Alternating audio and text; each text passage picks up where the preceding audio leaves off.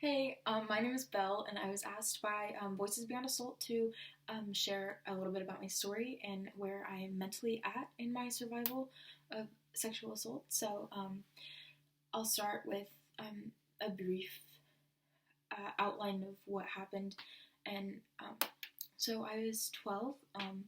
I had been talking to this guy on Instagram, um, and I knew that he was older than me and everything, and I was kind of okay with that. Um, but I was okay with it until he asked me for pictures, and I said no. And he was like, "Oh well, if you don't send these, then um, this is gonna happen." And I was like, "Okay, well I don't want said thing to happen, so I'll send them." So for 6 months, I sent him pictures, and then one night he said, "Leave your window open. Um, I'm coming tonight." And I was like, "No, you're not." And he sent me, I was like, "You don't even know my address." So he sent me my address and my mother's phone number, and he said, "Leave your window open or you're going to regret it."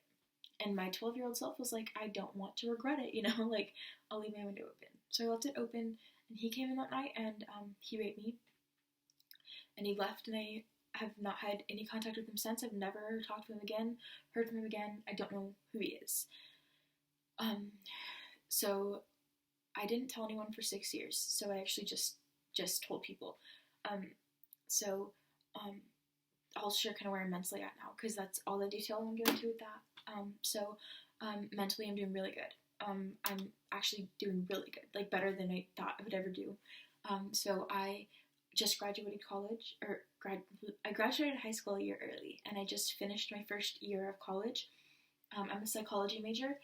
I want to kind of pour back into the field that I've kind of taken from a lot, so I want to work with kids who have been sexually assaulted. Um, so um, I'm doing great, and I'm gonna say a little bit of encouragement in the last minute or so. So I just want to say that no matter what has happened to you, it's not your fault as much as you may think it is. It's never going to be your fault. You're worth so much more than what anyone has ever done to you or said about you, and I truly believe that you are going to overcome this, and you have a whole community of survivors who adore you and love you and just want you to be thriving in life, and just feel free to talk to anyone. Voices Beyond Assault is a really good resource, and I personally love it. So I would just really encourage you to stop beating yourself up about it.